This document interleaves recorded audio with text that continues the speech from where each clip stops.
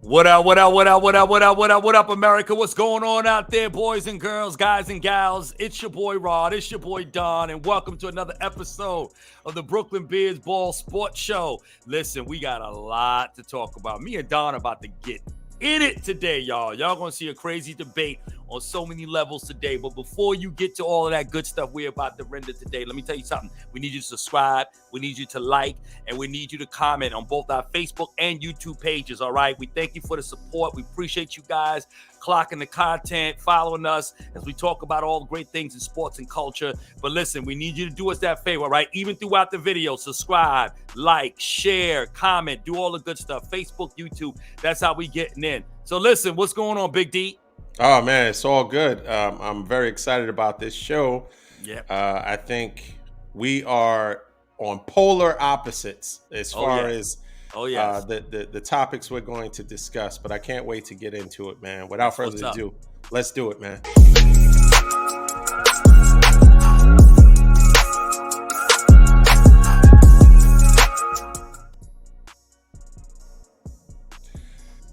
What?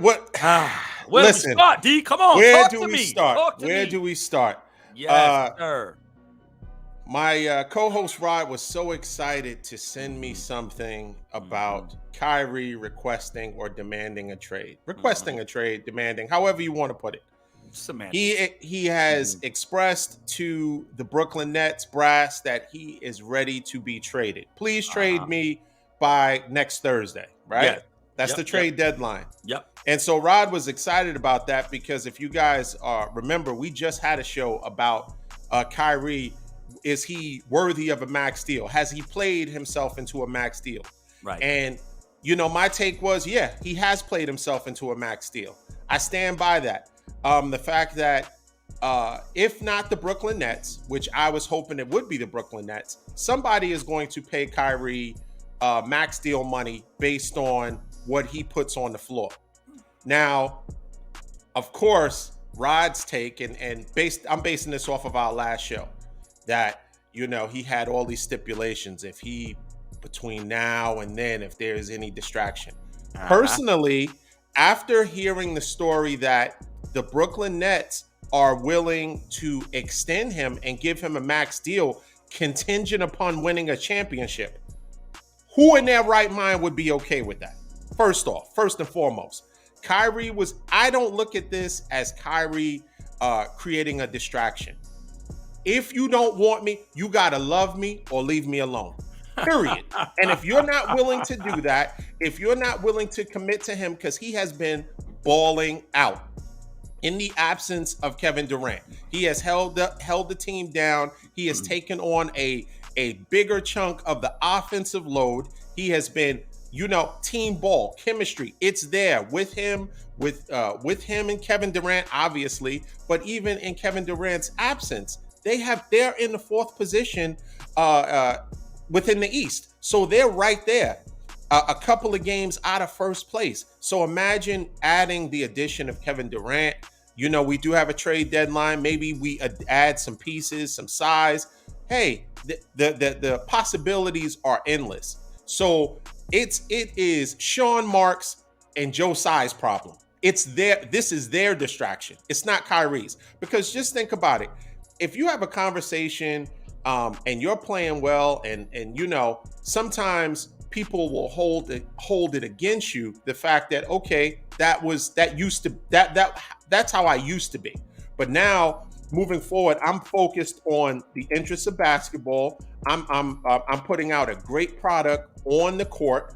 Team is clicking. We're looking good defensively, offensively. Team is coming together. What is wrong with Kyrie requesting some commitment on their part? We've seen teams. I mean, look at football. You see Lamar Jackson. Okay, where is your commitment? Now, it's okay that you like and enjoy when I'm performing and I'm playing well and the team is benefiting from it. But I'm not mad at Kyrie at all for holding their feet to the fire. And initially, when I first heard about it, everybody was texting me because they know I'm a Brooklyn Nets fan and they know I'm a Kyrie fan. Kyrie wants out of there. I'm sure Him and Kevin Durant have had that conversation. I'm sure he's not blindsided by this because it's business. It ain't nothing personal. It's business. Kevin Durant has 3 more years on his contract. Other people are signed and have, some commitment from the team and have, some kind of a partnership with the team. Kyrie is a 1-year player. If we're going to be honest. And so my question is, if it's not something that is leverage based, where Kyrie is trying to force them to commit to him as he should, why now? Because Kyrie, it's not like the Nets are in the basement. It's not like they're not a playoff team.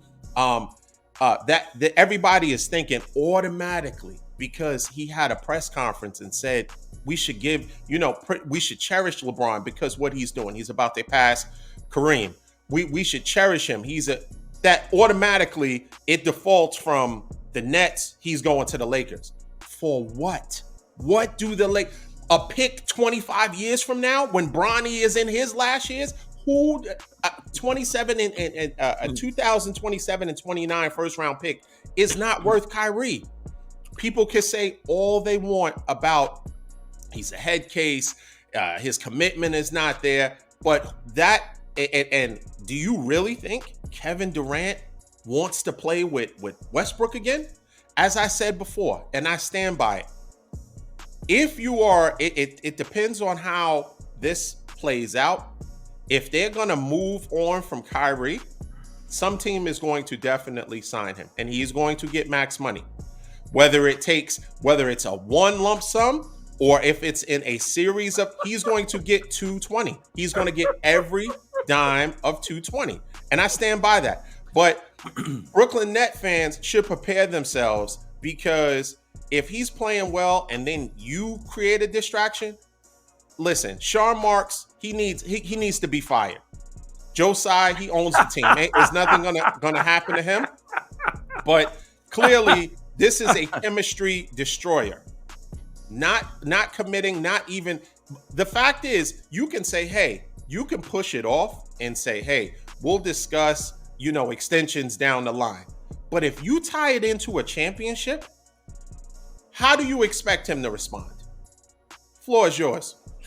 Okay, America, listen. Okay, Don is doing it again, as he always often does. Okay, he talking that Brooklyn, Brooklyn slick talk. And let's put this argument back into context, because my friend over here, he wants to talk about performance on the court, and we all know that this is not about performance on the court. The question in the debate was, in our last segment, was, will Kyrie get a max deal? Not from the Nets, in my opinion, but from nobody in the entire NBA landscape will give this man a full-blown guaranteed max deal. Not going to happen. Now, that is the question. It's not whether or not he deserves it or he's worthy of it based on his play on the court. We know Kyrie balls. There's no question about that. Nobody's contesting that. Nobody has an argument with regards to whether or not Kyrie earns the money on the field. He's box office. He's going to sell you tickets. People want to come see him play. He led all point guards and guards in general in all-star voting. Listen, we know Kyrie is that dude on the court. There's no issues there. We know, though, without a shadow of a doubt, that the issues with Kyrie are the things that happen off the court. And here's the thing, what the Nets did. This is why I told Don last week, the Nets are not going to give him a max deal. They intentionally put these caveats and stipulations in his contract to do what? To get him to do what he exactly did. Request or demand a trade. They wanted this to happen. Kyrie played right into their hands. It's their way of saying, we don't want to pay you any money. And if we're going to pay you money, we need to make sure that you have your heart rate checked every morning. We want to do lie detector tests every day. We want to make sure that, we want to scan and be able to govern everything that you do, you're a part of. We want to do social media oversight. We want to go through all of these things because why? We don't trust you. That's the problem with Kyrie. He can't be trusted, and the Nets did exactly what they wanted to do by way of getting Kyrie to take the bait. That's why they put that in there. That doesn't make sense. But I'm going to tell you why. it's not fair that the Nets would put what was reported by Bleacher Report that they put him, I guess the Nets having to win a championship for him to get the contract. But this is what it comes down to. They don't want to sign Kyrie. And here is the thing.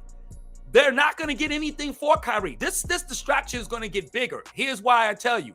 They're not going to be able to trade Kyrie because, number one, they're going to want picks. Nobody's going to give up picks for Kyrie. Nobody's sure if Kyrie's going to stay in their city and sign a max deal with them. Nobody wants to commit, even the Lakers. I thought you said he wasn't going to get a max deal. He's not, because nobody's going to give him one. No. You just said that even if they trade him, they're not going to give picks because they're not sure he's going to sign a max deal with them. Not that they're not going to sign a max deal, that they wouldn't be willing to sign him to a max deal. Is he going to get a max deal? No. Here is the deal. He's not getting a max deal. I guarantee, as Charles Barkley would say, he's not going to get a max deal because, again, Kyrie cannot be trusted. Let me tell you something.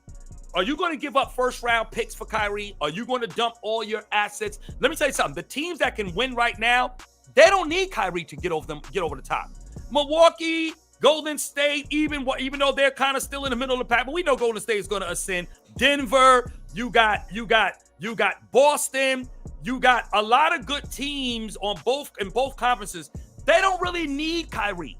They don't need Kyrie to take them over the top. The Lakers would need him just to be competitive enough to even make a run in the playoffs. But again, if you're the Lakers, are you going to give Kyrie that kind of money? Are you sure you can rely on him to be able to take you 4 years into the future with all the distractions? Because Kyrie, again, is not totally committed to basketball. Now, again, I don't knock that. He has interest in a lot of other things, humanitarian-wise, religious-wise. Listen, it's no knock on that. That's fine. I think Kyrie is a great human being, a great person, very altruistic, does a lot of great things. All of that is great.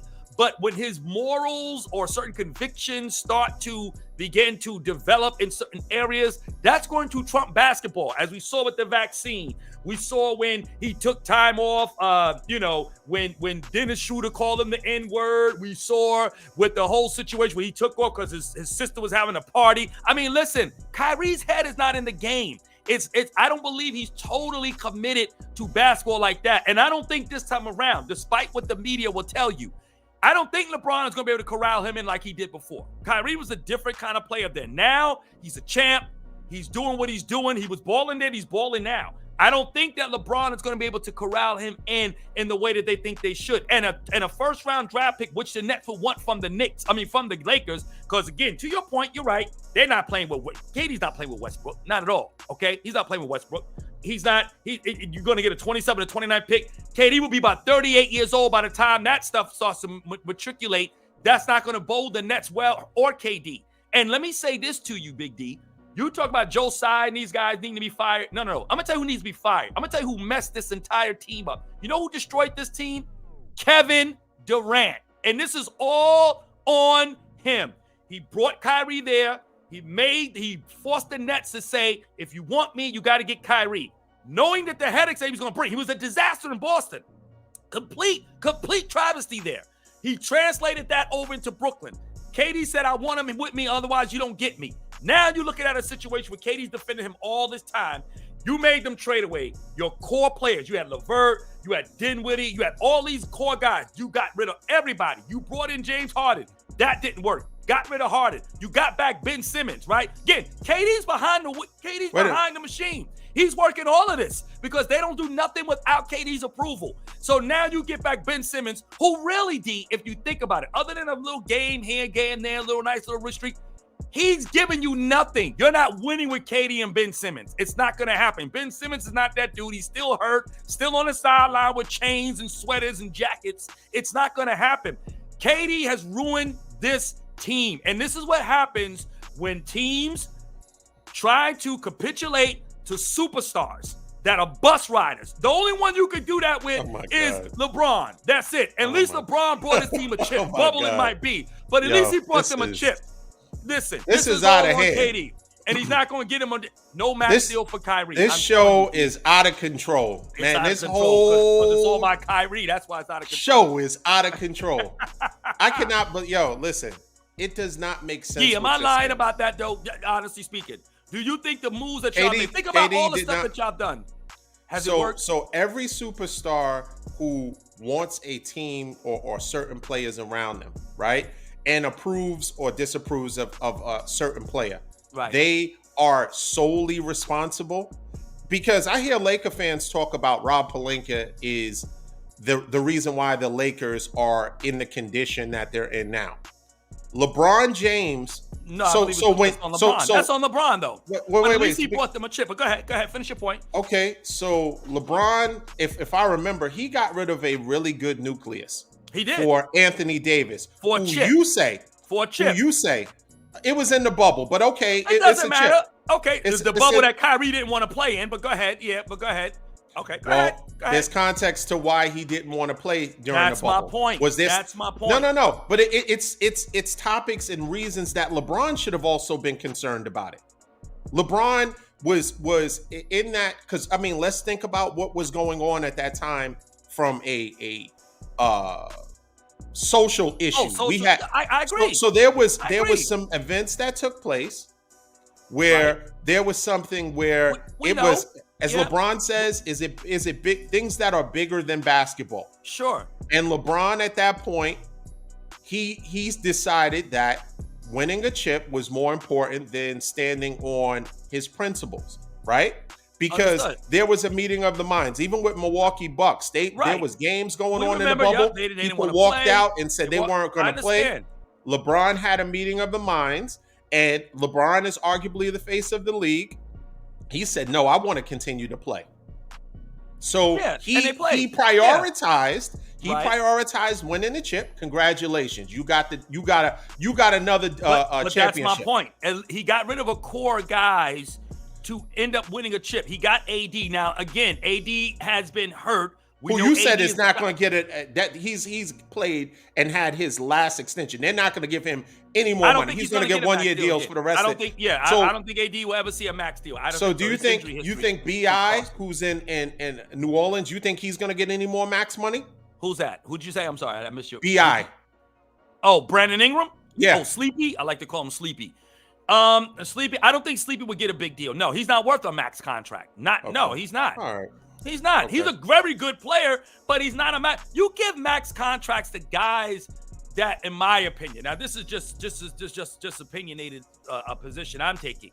You give max deals, in my opinion, to guys. I'm talking about real superstar max, because I think, if I'm not mistaken, the max deals are categorized depending upon years and I think level of stardom, if I'm not mistaken. But you give that to guys, D, that could win you or potentially win you a champ, who you build teams around, not guys who are pieces, right? Kyrie is a guy with the talent he has, you could build around them, but he's not secure enough in terms of his ability to stay focused on basketball. And so that's the problem. And not to mention injury history. Y'all play 4 games. KD has been hurt. KD and Kyrie's only played 87 games together.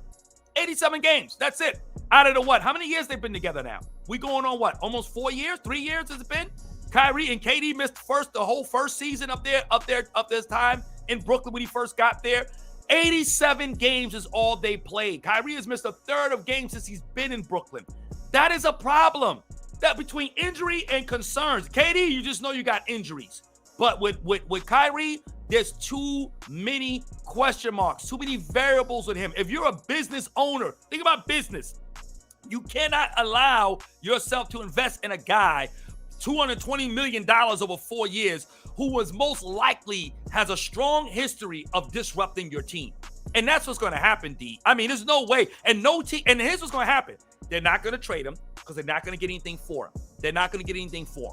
And because KD's not going to want no picks. KD's going to say, I need guys. What team can we get? Which I think the only team that could give them some reasonable, decent players in the trade would be the Clippers. If the Clippers are willing to blow up their kind of equilibrium right now, to blow up what they got in terms of their bit of a nucleus with their role players to bring in Kyrie, could they do that? Yeah. KD could sign off on that because you'll have at least some decent players that KD can play with now.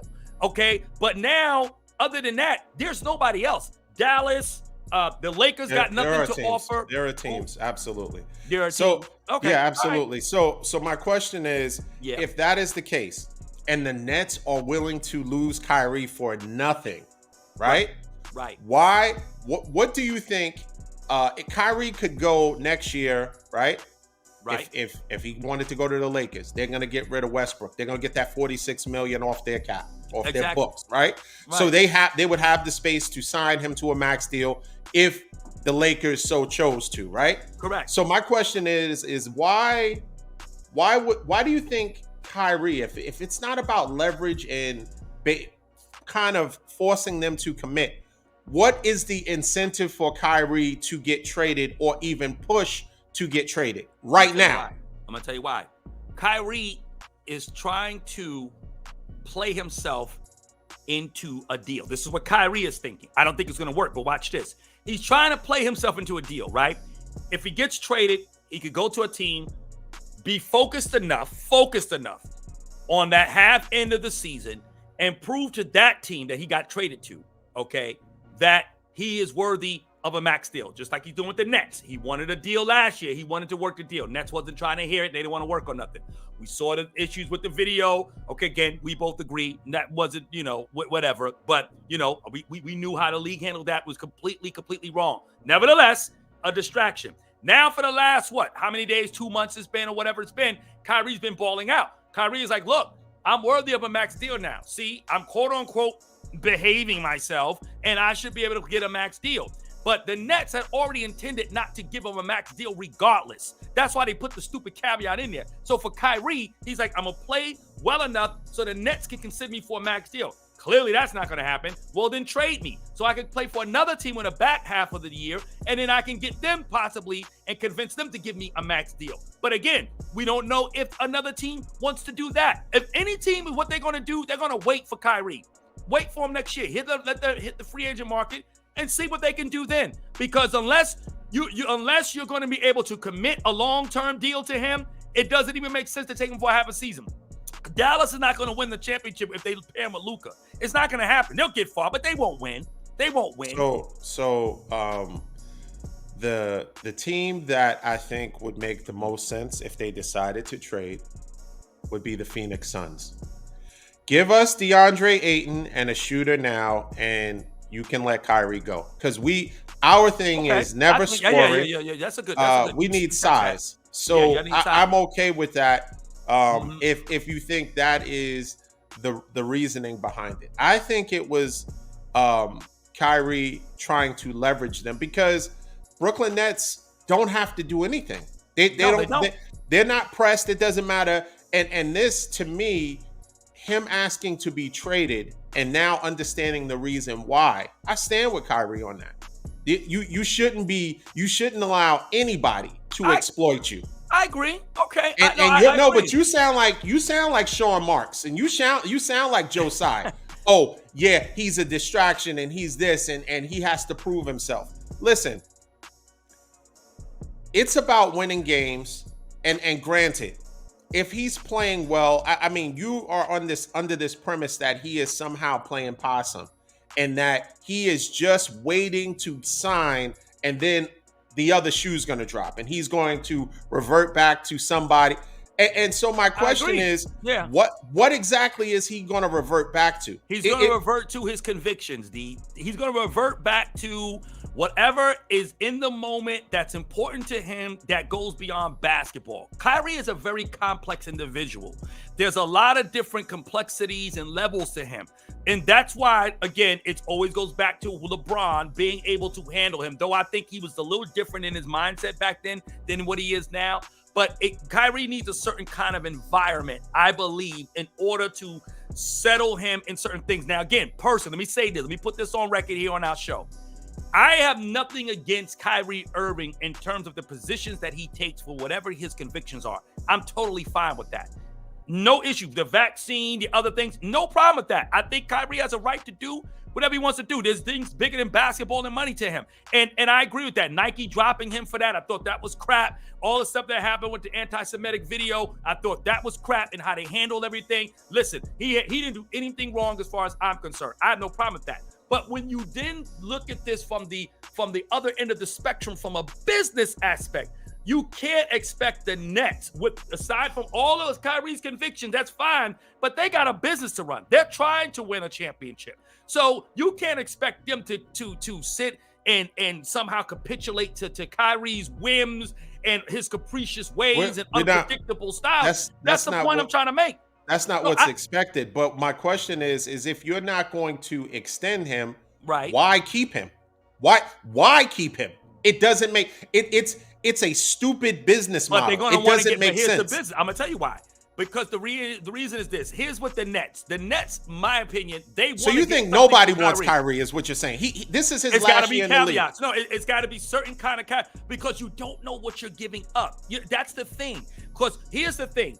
If you trade for Kyrie, right, you give up some assets, you give up some expiring contracts, which is fine. Expiring contracts you want to give up. But if the Nets want picks, if they want picks for Kyrie, which they should demand because of the caliber player he is a team willing to do that?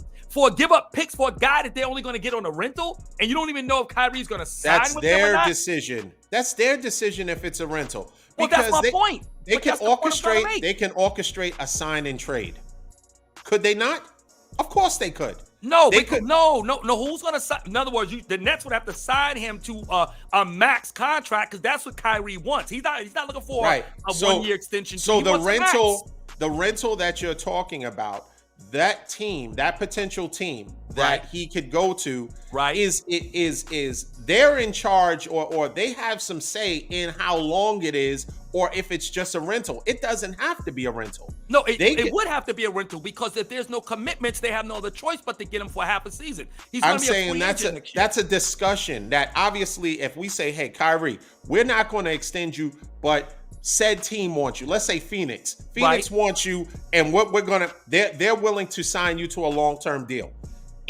So we're gonna sign you to a long-term deal, but with the understanding that we're gonna trade you to Phoenix for DeAndre Ayton, who they just extended, right? Right. So we're gonna take DeAndre Ayton's contract. They're gonna take your max deal, send you there. We'll get Cameron or another player. Just using your example, but that's going back to my point.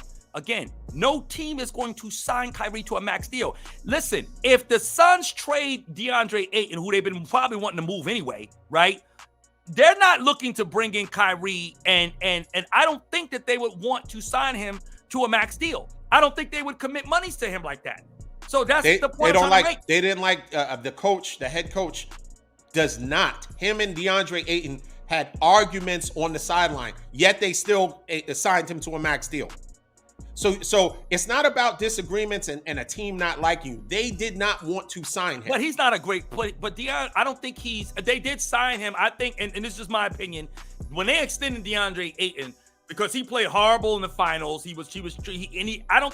think they kind of paid him based on potential. And that I don't think, if I'm not, and y'all could fact check me on this, I don't think he was, even though he signed his contract, but I think there was some issues with his contract. And I think he wanted more money than what they actually gave him because I still think they were looking for him to meet certain potential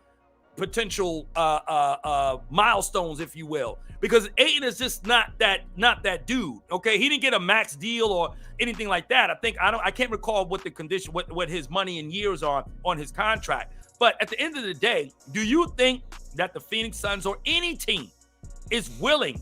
That's what everybody's right now talking about. Every executive in the league is talking about that. Do we want to sign him to a long term? Because that's what it boils down to. Forget the half of the year that they would get him for. Do we want to give up picks for a guy who might only play half a year and he may not want to sign with us? We can offer him a max deal and he might say, nah, you know what? I'm going to test the free agent market.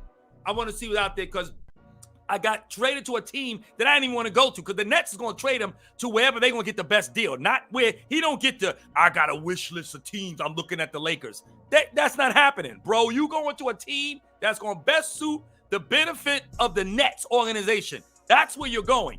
And wherever he goes, that's going to not be a team on his wish list. He most likely is not going to sign with that team even if they offer him a max deal.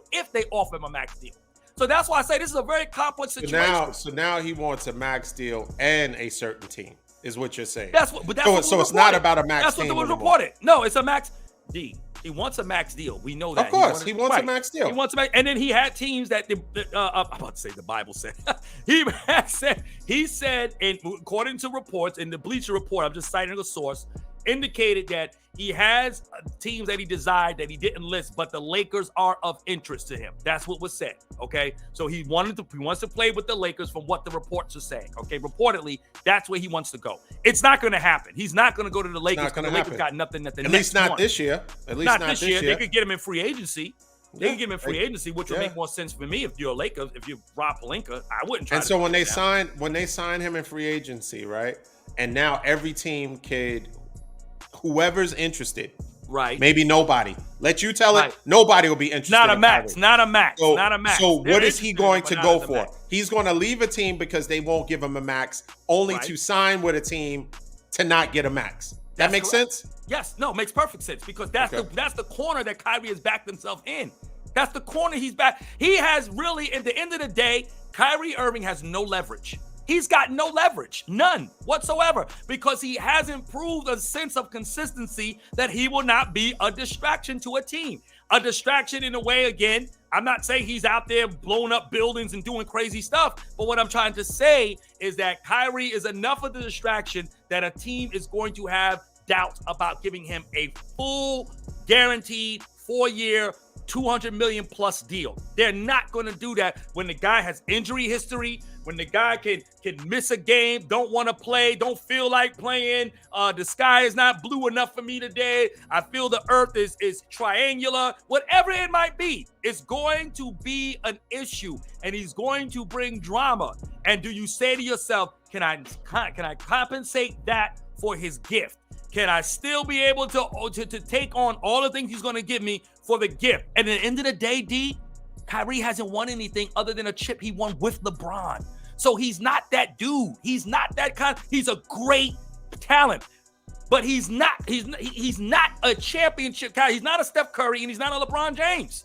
Those guys are not bus riders. Those guys lead their teams to championships. So Kyrie's a bus rider too. Kyrie's a bus rider. Yes, he is.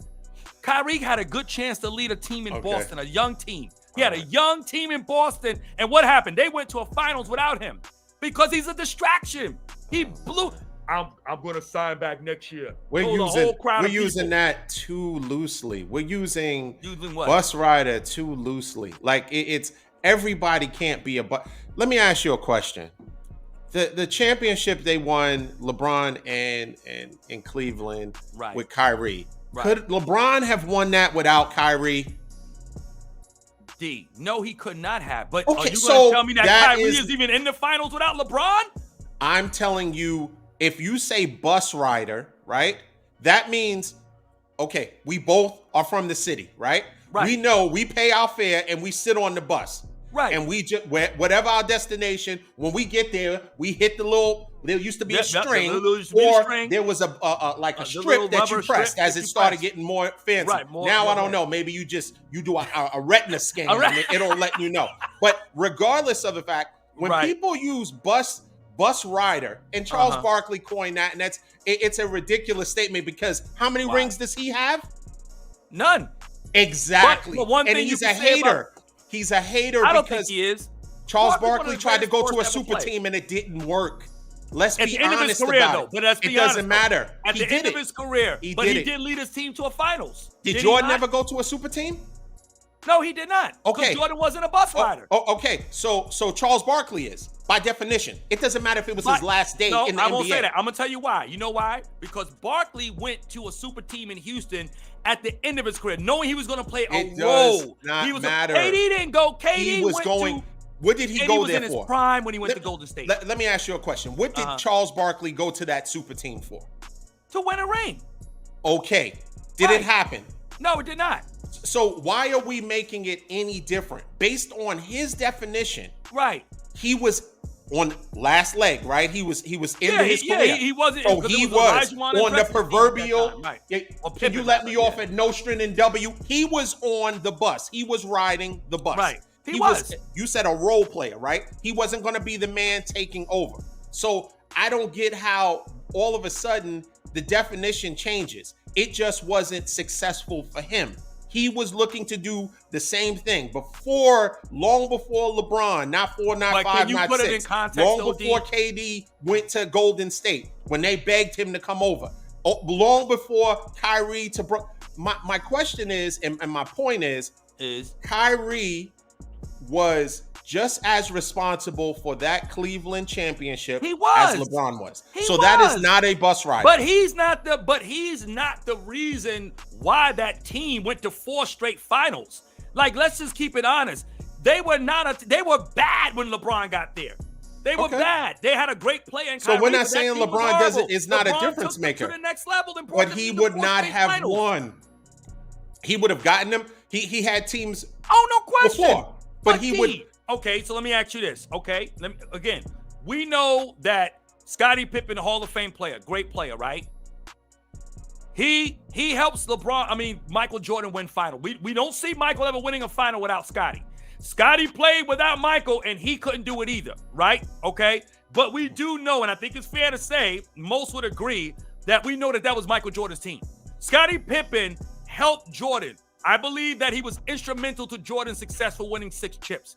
But let's make it very clear, okay? Jordan was the reason why the Bulls was winning 6 finals, not because of just the fact that he had Scottie Pippen. It goes the same way with what's his name, and when you talk about Kyrie Irving and LeBron James. Let's put Charles Barkley's bus rider quote or definition in context. KD was in his prime. The year before he went to Golden State, he was up 3-1 on that team. He put that stipulation in. I didn't know he went. He was at his prime. I didn't know that Charles Barkley. For all intents and purposes. I didn't know that Charles Barkley explained it that well, where he was saying based on this stipulation and the age and what his shoe size was, and then how. Sports aficionados like you and I, Don, right? We know the history of the game. We understand when we look at these things and people say these things, okay, it's our job to take what they say and unpack that, right? And try to bring it into a little bit more of a context for people, okay? In my opinion, the guys, even though I believe KD was a bus rider for his championships, because he don't win those championships without Steph. It's Steph's team. That's why he's not in Golden State now, because at the end of the day, thank you, Kevin Durant, but you know this is still Steph's team, right? Which he didn't want. He had the nerve to think that he was going to come in there and take over Steph's team and be the reason for which is not going to happen. It's still Steph's team, and Steph won without him. KD can't win without another type of system and group of players that play ball the way the Golden State Warriors play. KD has no system in Brooklyn. There is no structure in Brooklyn. And he only made it worse. Well, actually, I'll take that back. I think this is Brooklyn Beard. Brooklyn Beard and Ball last show, man. The show has to end. I'm telling you. It has to. It has to. Listen. If you're not saying, all right, so let me ask you a question. Yeah. Could the Golden State Warriors, minus KD, right? Could they have beaten Cleveland with LeBron and Kyrie? I'll be honest with you. I think they could have gotten a chip without KD against. Because remember, when Golden State blew their 3-1 lead against Cleveland and they came back and won. Got to remember, Draymond got suspended. Okay, so if you have a fully healthy Golden State team, I think they would get a chip. I think you probably had really more of a Boston Laker type dynasty. They would have probably traded off wins. They wouldn't have been able to overpower them the way they did with the way they did once they got KD. Once they got KD, that put them in another stratosphere. So, but I do think we don't know. Who was the finals MVP of those seasons when Kevin Durant was there? KD was the finals MVP. Why? KD was. Why was that? I mean, why? What is MVP? What is MVP? What do the initials MVP mean? Because D, you know why he won MVP? I'm gonna tell you why. 2 reasons why. Number one, he's a heck of a scorer. We're not taking nothing away from KD. KD can score in his sleep. You are. No, I'm not. He's a great scorer. I think he's one of the only few who deserve a max deal like that. Him and LeBron, to me, and Curry are the only 3 superstars. And I would say Luka's getting there, but Luka has a lot to prove. Those 3 and then everybody else. But to answer your question, when you look at KD getting the MVP, because they played ball. They was unselfish. Steph didn't care. if KD was the MVP or not. It didn't matter because Steph, who won an MVP last year without a KD, and he was much older, okay, than he was a few years ago when he was winning championships with KD, still proved that he's still that dude. And that's why I'm saying you can't take nothing away. Winning those MVPs, that was all because of unselfishness. That's the reason why you don't think Steph could have been MVP in those championships. So when KD wasn't on the team, and Steph was the man, right? I like Steph Curry. He's a great player. Why did Iguodala win the MVP? If Steph is the man, if Steph is the man, right, and it's his team, KD was somewhere. He was in Oklahoma City. He might have been in Maryland getting a shape up, or he could have been anywhere.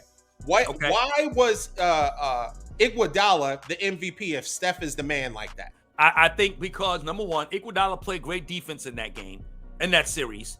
And LeBron still averaged 35 points. So he did. I'm still well, I think it was in moments or whatever have you. My visions, my memory rather is not as lucid going back to the details of that particular championship as far as the major things that happened. But throughout that, I have to look at Iguodala stats and so forth. But again, I think averaged less number than two. He averaged less than Steph, but Steph didn't shoot the ball well.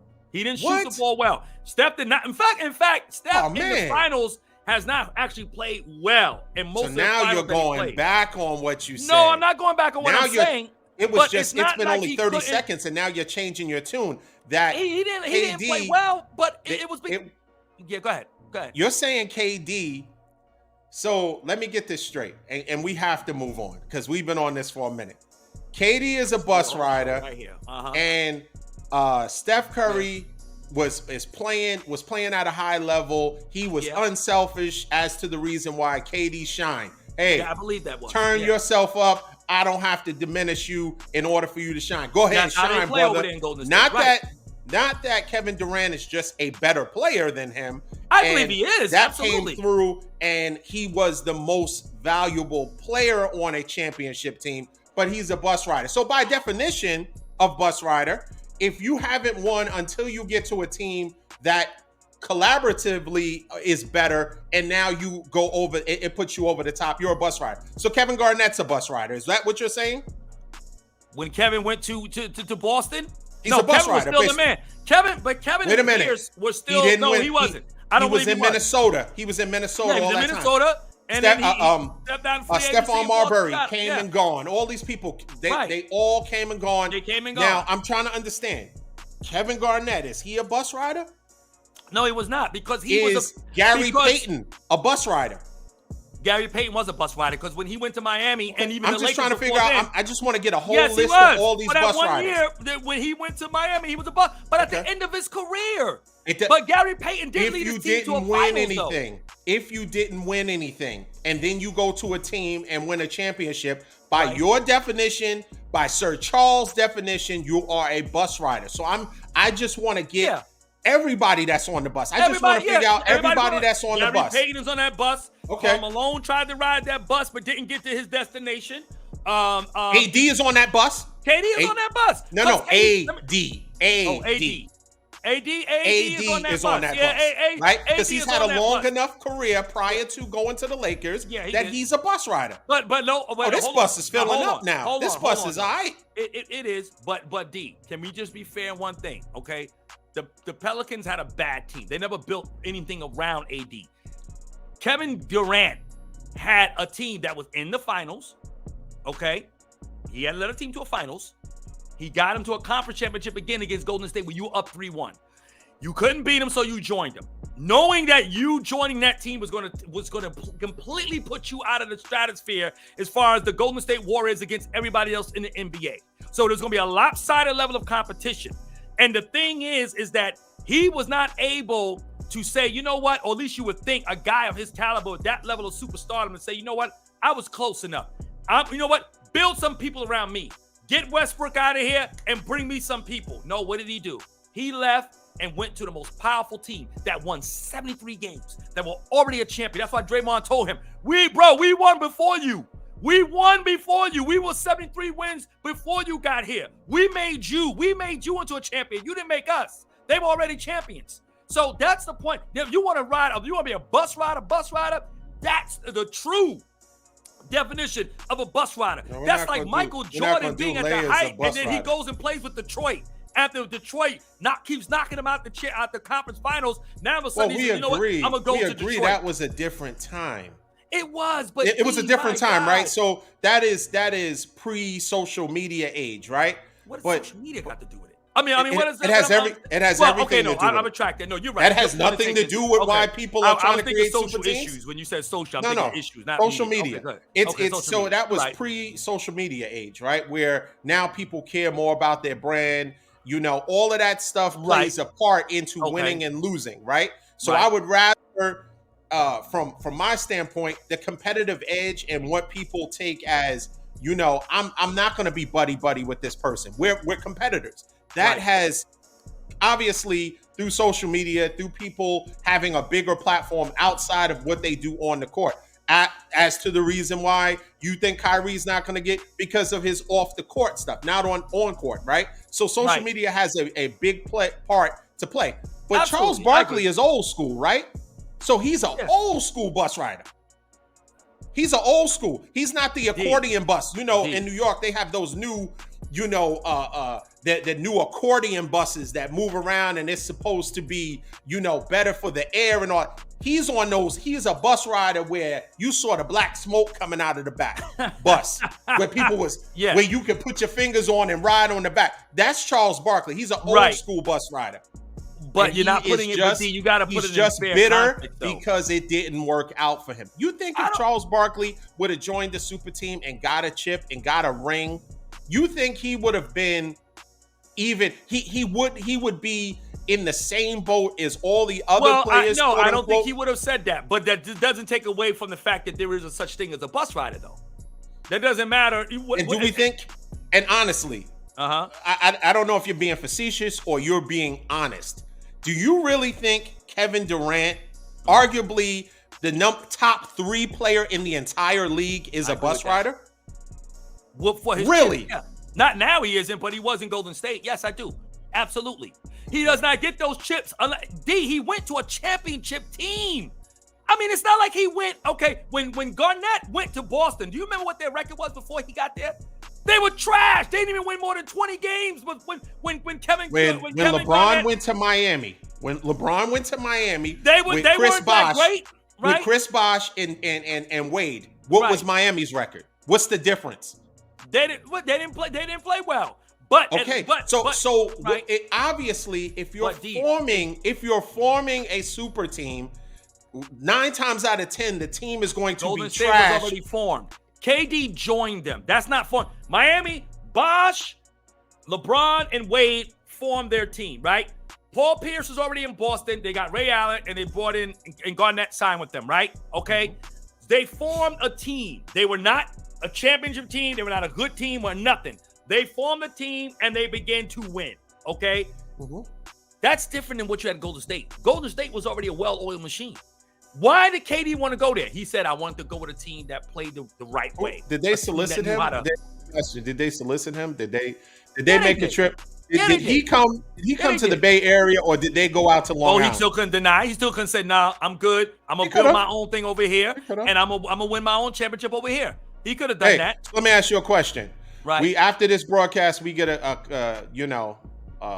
Fox Sports 1 contacts us and says, hey, you guys, you want to continue doing this, or you want to now bring your show onto Fox Sports 1? We're going to stay true to our own, because we've been doing this, and of course, if you have an opportunity, you're going to take full advantage of it. Analogy. Oh, and maybe it's not, but you're going to. I mean, really? What I'm saying is this: you're going to take. You didn't solicit it. Somebody came to you and presented you. So forget what I just said. Scrap that. We'll delete that. Right. Yeah. We're going to go on. We're going to go on an opportunity that is presented to you. Okay. It's a great opportunity.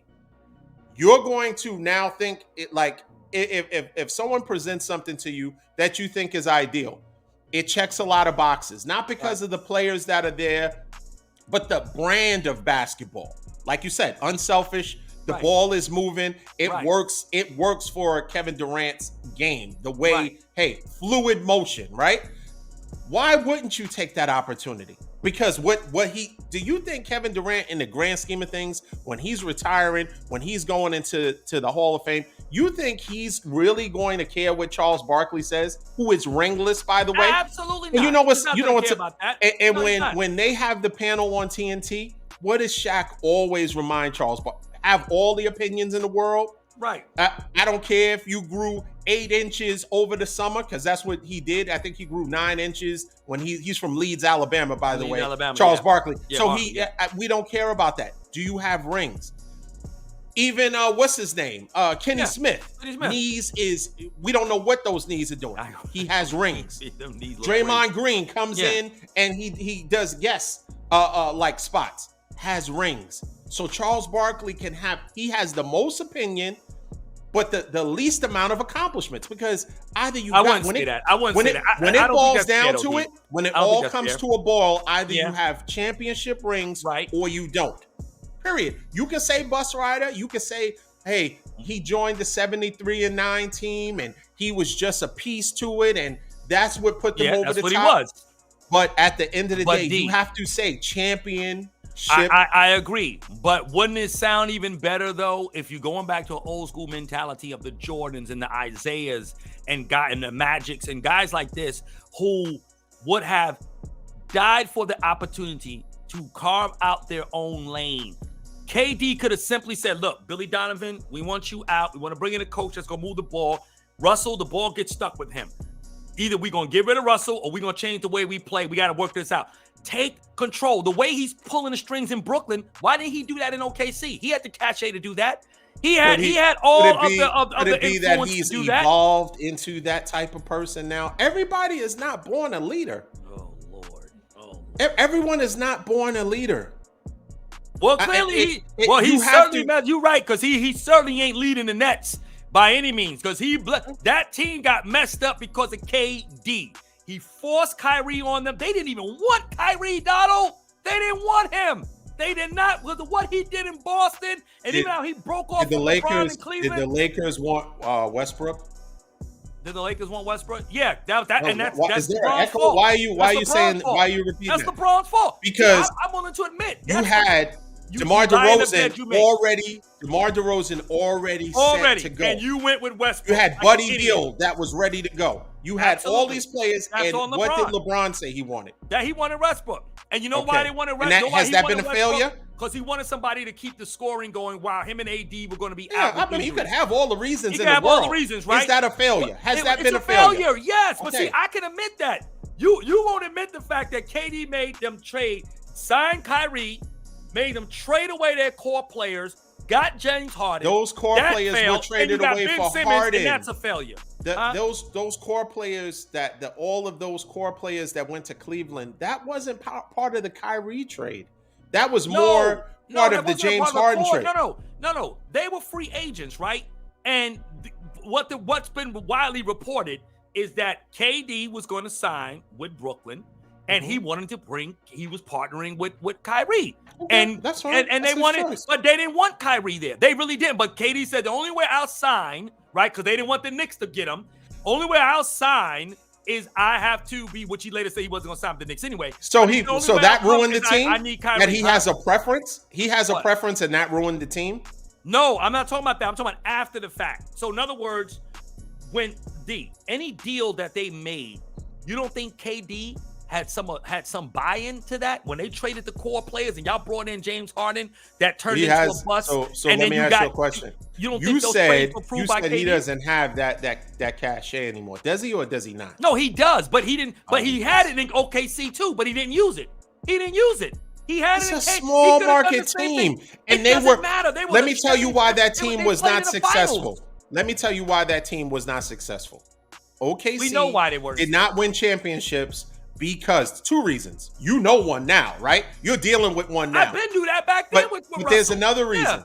What? They were too cheap. Because when you think about that team, if they had some foresight, some vision, they had James Harden, KD, Westbrook, Ibaka. They had more than enough. They definitely had well, you weren't going to be able to keep all those guys, OD. Let's just be fair. I mean, that's why couldn't you? Not with their salary cap. I mean, salary cap in basketball, and those guys they're going to want big money. And Harden was off the bench. Nobody knew Harden would be that type of player. That right, but eventually, they could have gone. The reason why they started getting rid of players was because they didn't want to pay the luxury tax. And it's a small market team, so yeah, maybe they can't afford to. But certainly they could have gone after getting so close to getting to the finals, and playing well, and ultimately losing to Golden State. They could have ran it back one more year. You can't tell me that they couldn't have paid the luxury tax for a year and said, hey, let's try it again. We came so close. Okay, I hear what you're saying, but now answer me this. You don't think KD could have just simply said, I want Westbrook move. Bring another superstar in, trade him, do whatever you got to do. I want another star to come into this. I'm sure that there's a line around the corner to go to OKC. I'm sure there is. Why not? I'm sure people. What is in Oklahoma City? To play with okay, maybe yes, the city, small market, but you mean to tell me that Dame Lillard is a great player? Right. Dame Lillard is a great player. He is. Who is knocking down their door to play in Portland? Nobody really. Okay. Not that I know of. Yeah, even more, and that's that's the Pacific West Coast, Pacific Northwest, right? Who is playing who is knocking down the door to play in OKC? Please, let's not act like destinations don't matter. But you don't think KD how did LeBron do recruiting? Let me ask you a question. Yeah. How did LeBron do recruiting to get people to come to Cleveland? He went to Miami, didn't he? He went to Miami, right? He went to Miami, right? Right. And then he wound up going to LA, right? And then he went back to. No, but I don't think. Well, I'll put it to you this way. I don't know if it was just players wanting to play. I think LeBron was just frustrated with management because they couldn't get anybody there. They for whatever reason. Why? I don't know if it was because nobody wanted to come there. I just think the management. Why wouldn't they? Why wouldn't you want to play with LeBron? I mean, why wouldn't you want to play with LeBron? I mean, based on your premise, why wouldn't people be? Because it's location. Nobody wanted to play in Cleveland, even with the great LeBron. Nobody wanted to play in OKC, even with the great KD. Location matters. I mean, it does. I'm not disagreeing with your point. I agree with that, but I think that's a microcosm of why you didn't see OKC and Cleveland not ascend to teams. These are two small market teams that were actually in the finals. LeBron took a bad Cleveland team to the finals against San Antonio, his first trip there. And then you had OKC went into a final and they played, against Cleveland. Miami. They went to a finals. So as low market as they are, they had two superstars that had cachet. And LeBron, maybe he could have done with KD what I'm accusing KD of not doing. He could have maybe made some things and say, you know what, I'm not going to Miami, turn this thing around. Maybe he did. Maybe he tried. They didn't want to do it. Like your point is being, they don't want to pay luxury tax. Maybe KD didn't want to. Maybe KD tried. But maybe they did. Okay, so you know what? I think you win that part of your argument there. I don't disagree with that. I've won since we've been. How long we into this show? I won a lot of parts. 50, no. I think you just won the last 30 seconds of this argument here. That's the first 57 minutes of this thing. I've been tearing your tail up. I can't believe it. No max deal. Not happening. Kyrie is going to get paid. Listen, we have so much stuff, more stuff to talk about. We talked about this. Yeah. Oh man. We might have to table it, D. We're gonna have to table it. We have to table it. This is all Kyrie. This is good though. This is good. All right, I like it. So let's talk about. All right, real quick. We were going to talk about LeBron passing Kareem. We'll get back to that once he does it. 63 points away. Yeah. He'll probably do it in OKC. Right. Or depending on how many points if he plays hard, depending on how he plays, why not do it in front of Milwaukee? Do it on Giannis. That would be interesting, right? Don't do it on a bottom feeder. Do it against Giannis. Well, but you're at home. I think they'll be at home against OKC. And they'll be at home against Milwaukee too. You're right. Okay, yeah. So actually both those games are at home. So that would be nice to do that. Yeah. So let's we're going to get next week. To that after we're going to talk about, the Super Bowl. We'll start getting our predictions. Yeah, First Super Bowl with two African American quarterbacks. So that has some significance. Mm-hmm. But let's talk about really quick. Let's talk about Tom Brady retiring. Yeah. And so I've had discussions with a few of my friends about this. My question to you is, was his last season and him we understand and we all talk about the way Tom Brady prioritizes football and how much he cares, and as opposed to what's his name, Aaron Rodgers, right? Right. Aaron Rodgers Right. seems like he can give or take. You call him, the Kyrie Irving of football, or for whatever reason. He has off the field interest, and he's not totally bought into said sport. Tom Brady, I don't know. He played this year. A couple of years ago, he won the Super Bowl. He decided, and then he lost last year in the NFC Championship game. Brady? No, excuse me. Brady lost division round. He lost to the Rams. The Rams, right. And so he had an opportunity when he won the Super Bowl the year prior to just go out on top. 7 rings. Yeah. Most decorated quarterback. Yeah. He said he had some unfinished business. He came back. Right. And he lost. Then he played again. Right. And it was even worse. It was an even worse season. I mean, he still made it to the divisional round, but it was the team was 7-9. Yeah. And it was just a terrible outcome. Yeah. My question is, was it worth it? He has lost his family in the process. I mean, he's gone through a divorce through the season. Right. And now he retires. But what do you get out of it? Did he prioritize his drive, his willingness to, defy odds and go against, Father Time? I mean, I'm trying to wrap my mind around what he gained from this. His season and what people think about Tom Brady. This last year only could tarnish that, because he's arguably the best quarterback ever to play. Yeah. Obviously he's the most decorated. So was it worth it is my question to you. What do you say? I think it was. Well, okay. And I say that in part and parcel. It wasn't worth it to lose your family behind it. If that is the reason why him and Giselle divorced and his family fell apart because he wanted to play another year, then no, clearly was not worth it. Not worth it at all. Okay. From that perspective. But when you talk about on the field, to me, in my mind, Brady could have went 0-16 and it wouldn't have hurt his career. Because here's why I say that. Brady is so well decorated. He's not a guy who needed to necessarily go out on top for him to be remembered as the greatest. I think some players need to do that. I think some players, if they did not have, say, really consistently good careers, they fluctuated a lot. And then at some point, they kind of caught some momentum, maybe the last 4 or 5 years of their career. They can win a championship and then go out on top and say, okay, you know what? I'm good. I'm done. I got my ring, or I got a ring or 2 like John Elway did right after Elway got his 2 rings after losing, 3 Super Bowls. Hey, or 4 Super Bowls even, I can move on, right? No, it was 3 actually. I can move on and I'm good, right? Because Elway was great, but he couldn't win the big one. He finally wins the big one. Now he can move on. That's something different. Brady? No, not at all. You got 7 rings, bro. You got every accomplishment statistically that you can fathom in the NFL. I don't think last year was anything. I don't think bad season. Yes, it was. He didn't play particularly well. He still threw over 4,000 yards, but didn't play particularly well. Maybe if he had a running game, maybe if he had some other pieces. I think the dynamics with him and Todd Bowles, and then with Arians going up top, and issues with that whole thing. I think it was a lot of other things behind the scenes that contributed to the bad season that they had. But at the end of the day, he did get his team into a wild card, as bad as they were, right? Bad division, but they did get into it.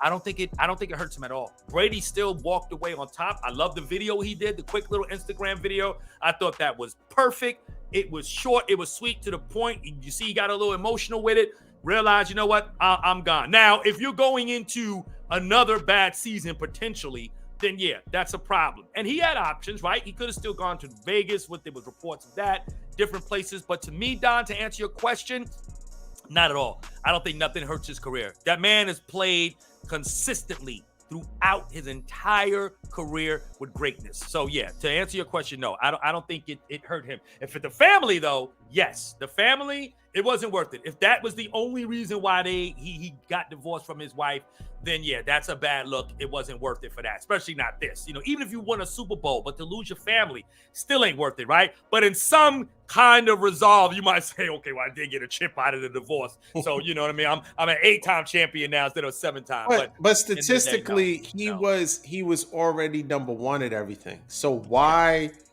And these are super athletes, right? So their level of competition and their competitive drive is, that's why they're so rare. And especially accomplishment wise, he's he's a one of one, right? Right. But what did he? I really don't. I can't really figure what he gained, because if he had left after losing to the Rams, would your opinion of him would that have changed?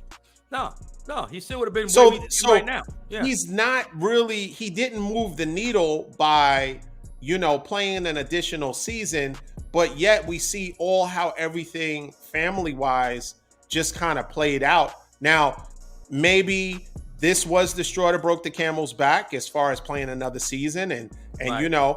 Of course, involvement in your family, your kids. I think that's very important. Absolutely. And let's not. And this is something that maybe should be stated also. Giselle is not a soccer mom, right? She makes more money than Tom Brady. Yeah. So, and she has, she's up there now in age. She's a model, right? She's a supermodel. So there is sacrifice that, you have to deal with marriages. So he has sacrificed, time from his family. His kids are getting old. I think his son is a quarterback. I know his daughter, they're getting of age where he's not there, because, he seems, and everybody always speaks to how devoted he is, watching film, willing to practice. So he is fully engulfed in football when it's football. You don't hear him. He doesn't vacation much. That's why there were signs, when he stepped away from training camp for 11 days, there were things that this is not like Tom Brady, right? Right. So those were indicators that there was something bigger happening outside of just the realm of football. He went to Robert Kraft's party in the middle of the season. Yeah. And so it's stuff like that wasn't really, what we have grown accustomed to. What I'm saying is if you start to deviate away from what has made you historically great, why bother? If you're starting to compromise who you are, he threw for 4,000 yards, right? But let's think about it. He only had 3 games where he threw for over 300 yards. Yeah. That's unheard of. So he had a lot of just managing. He was just managing. You want to talk about teams just managing? He was just kind of, a couple of, mostly 200-yard games, mid twos.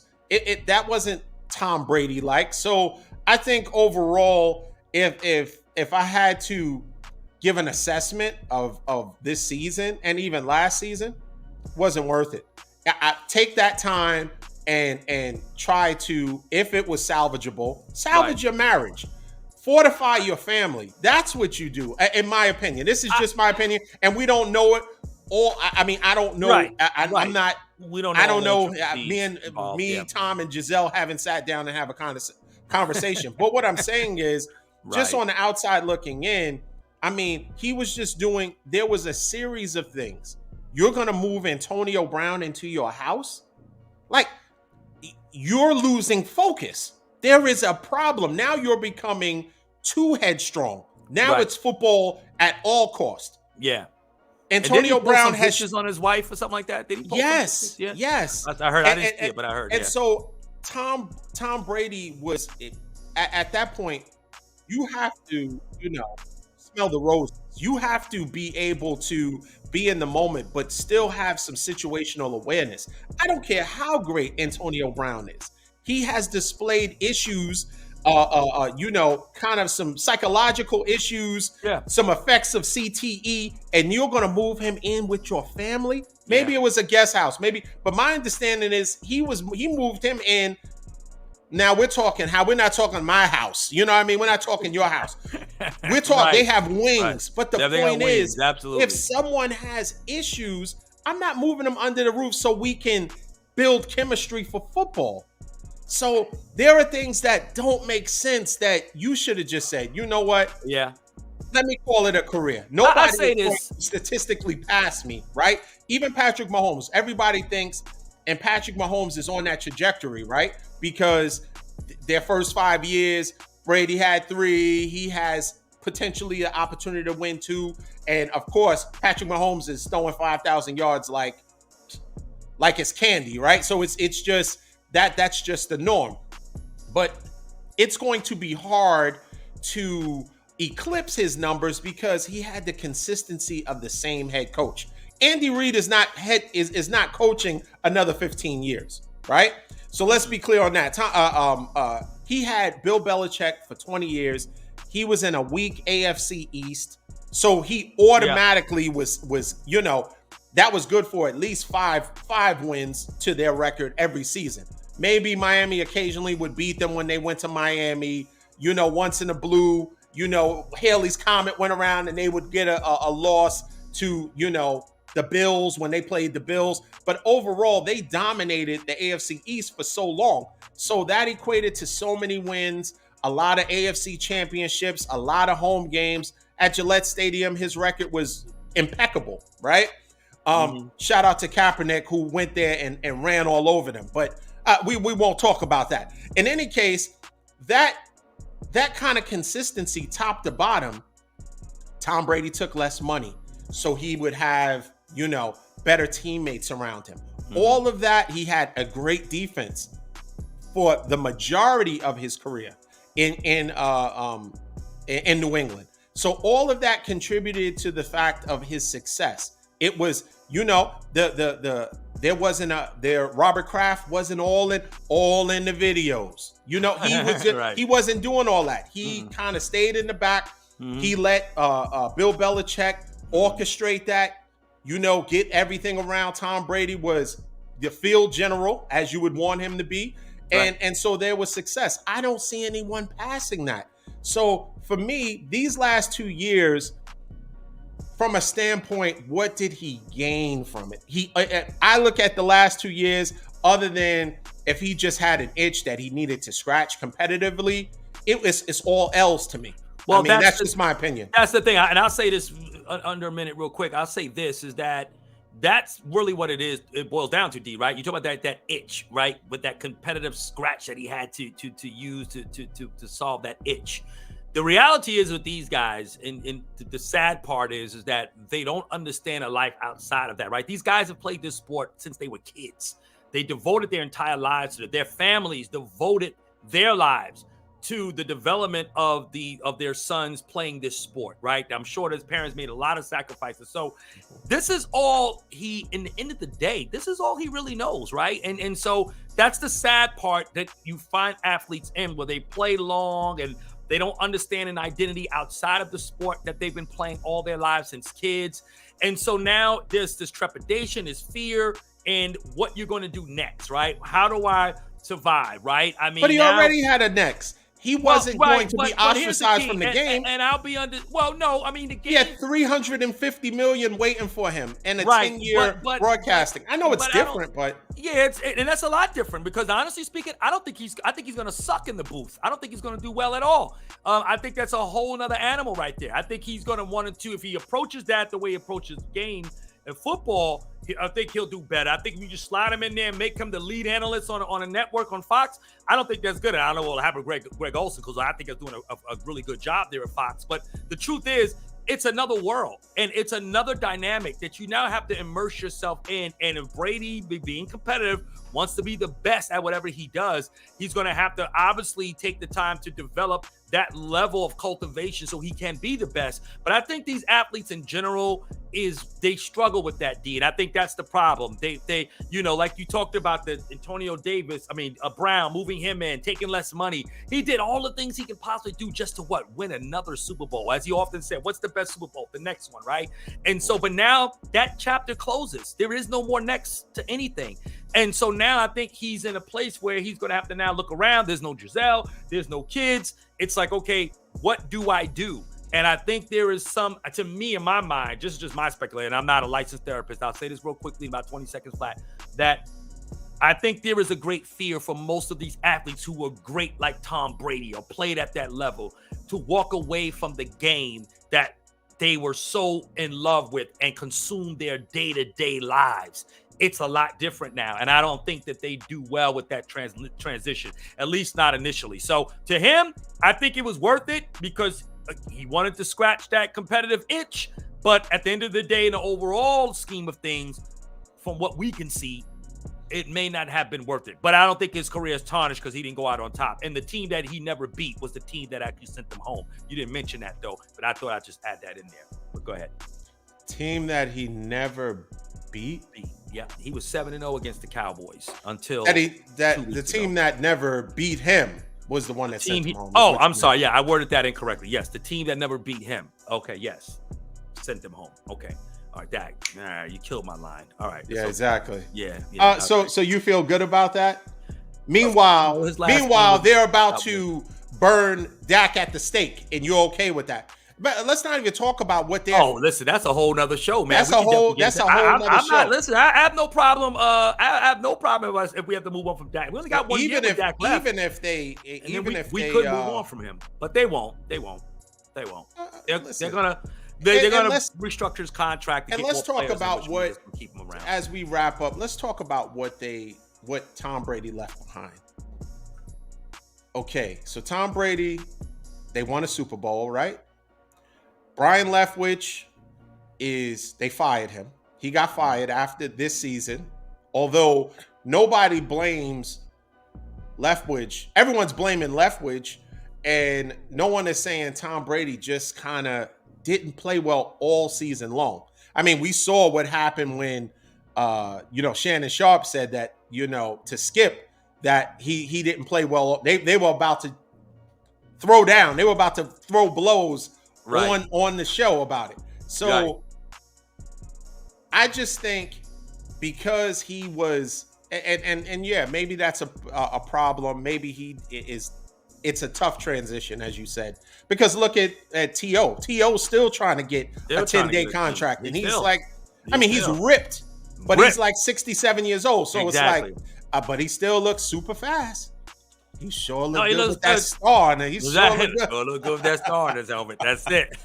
He can wear it for a second time. But he's never going to get that opportunity, And I think the transition, I've never experienced, you've never experienced to that, like just having 70,000 people, whether obviously 70,000 people, they're not all for you, but that emotion, that rush of people, they love it, man, kind of on the edge of their seat watching what you do one way or the other. I mean, that has to be it's addictive, man. Unbelievable, right? Yeah, it has to be unbelievable. So I think at the end of the day, Tom Brady will land on his feet.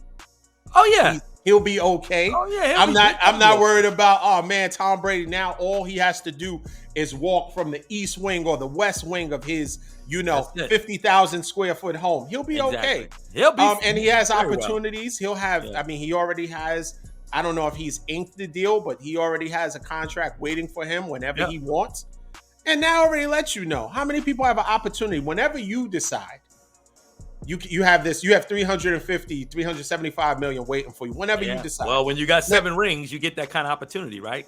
So yeah, absolutely. Yeah. And so that was made available to him even beyond having these last 2 years that were failures. Right. He had that made available to him. So yeah. But in any case, hopefully everything works out for Brian Leftwich. I think Todd Bowles is on the hot seat because Todd Bowles always is looking like when he's on the side and they flash over to him, Yeah. he's always looking like he smells something on the sideline. They're gonna get rid of him too. He's always face is always squinched up like what's going? That's not what we discussed in practice. He's about to get fired. He's gonna get fired too. He has 1 year because. You know what you need to do, D? You need to do a skit with just all coaches' faces on the sideline. That's what you need to do. You know, McCarthy, Bowles. Just do a skit. Let's look at all the coaches and just, you know what I'm saying? Because all of them make a face. I think that is good. Yeah, you have a good you do a good job impersonating. Yeah, well, thank you. I appreciate it. I watch enough that I look at some. Yeah, because you don't miss nothing. You always watch. Now the cameras are so focused. And someone brought up a good point, and we're gonna close. Okay. There is so much focus on, for the most part, they'll follow the star players when they go to the bench, but for the most of the focus is on the quarterback and on the coach. Cameras are always watching them. Cameras are on. They're on the field, but when they go to the sideline, they're always kind of focusing in, depending, obviously, if your team is on, defense. They're looking at the quarterback. They're looking at the coach, looking at their reactions to stuff, either watching the play develop, what their reaction to is if the offense was not called properly or they weren't able to execute. So that's why I get a lot of, I get an opportunity to see these reactions. But I think it's going to be, I'm looking forward to the Super Bowl, and we'll discuss that at a later time. But sure we will. Once again, Rod, it was a pleasure discussing it. We had so much more we wanted to do. But the fact that your hate for Kyrie made us go longer than. Oh, my God. He said hate. I don't have any hate for Kyrie Irving. Your hate for Kyrie Irving and him demanding respect, it made the show go as long as it did. And I'm a Brooklyn Nets fan, but Kyrie Irving, pay that man. Pay him, love him, or leave him alone. Let him go. Let him go if you don't want him. If you don't want him, then let him go. Well, that's exactly what they're going to do. If you don't think he adds to your team, let him go. That's all. I don't got a problem with that. But we'll come on, DeAndre Ayton, we'll take you. Shout outs to Infinite Audio for the music. We were doing pre-production. Rod was coming up with songs about Kyrie. Not getting an extension. It was actually very funny. No max deal. Max deal. I was just singing along. Yeah, keep it coming because you got some good, melodic chords that we could sing choruses to. You know what I'm saying? Absolutely. Shout out to Kingdom Creative for the production. Yo, KC in the building. Kingdom Creative. So it's been a fantastic show. Thank you for joining us once again, Rod. Always, D. Awesome. Please like, share, subscribe to our Facebook, YouTube page. Soon we will be going to Instagram and TikTok. So we're going to have some pretty funny stuff coming up with our TikTok. No dances. We're not doing no stupid dances. But we will have a presence on TikTok shortly. Yes. Please, comment on what you think about it. Is comment. Tell us why Kyrie's not going to get a max. Please, we'd love to hear your opinions. Is Kyrie getting a raw deal, or is this justification? Like he shouldn't get any money. And they should cut ties. Should they sever ties? Or should they try to, trade him? Sever or trade? You guys, and I'm not trying to, Rod accuses me of always trying to massage the questioning and force people into a certain y'all getting used to it now, right? Y'all see. Yeah. They seeing it now. They noticing the trend. They understand. I'm saying, listen. It's my job to enlighten them on you, man. Yeah. It's all good, man. But I appreciate it, Rod. No, I'm not. Listen, it's just a question. And he answers questions with a question. All right, but then let me ask you this. No. Because there has to be, in life, there aren't many things that are black and white. I mean, this Brooklyn Nets hat is black and white, right? But this Kyrie Irving sweatshirt is black and white. But there aren't many things that are black and white, right? So it's Rod will try to get you to ask. He'll ask you a question and want you to give just a one way or the other. Let me tell you something. Don't fall for it, y'all. Know what do? Yeah, that hat is black and white. The sweater's black and white. But you know what D will do? D will be like, but wait a minute. If you look close enough, it's actually an off-white. And an off-white is not really white. You understand what I'm saying, America? He's going to find a little nuance in there that he can do to slide that question to a different position, and then he can go ahead and insert the point he's trying to make. Don't let him fool you, America. I got you. I got you. Don't worry about it. I got you. You know what I'm saying? I'm hip to Mr. D. I know how he do. We debate all the time. He's from Brooklyn. We're from Brooklyn. That's what we do. I'm guilty of it too from time to time. But Don does it more often than I do. So you got to watch it. That's why he poses the question in the beginning. He gets an opportunity to bring it where he wants to bring it. You know what I mean? But I always pull that joker right back to where it needs to be. You know? Oh man, listen. Listen. Thanks for joining us. Thanks for joining us, guys. Until next time. Until next time. Peace.